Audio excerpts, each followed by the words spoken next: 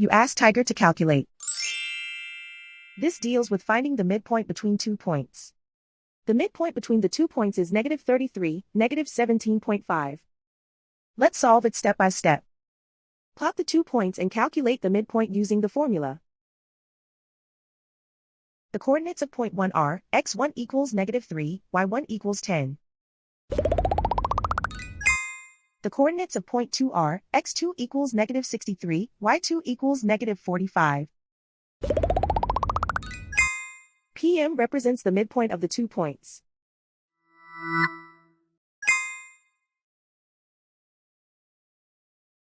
Use the x values in the midpoint formula to find the midpoints x. x1 equals -3. x2 equals -63. Simplify the arithmetic.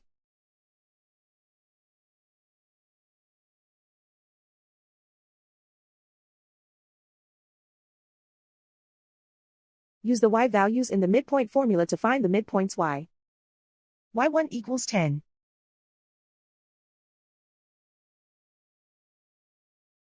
y2 equals -45. Simplify the arithmetic.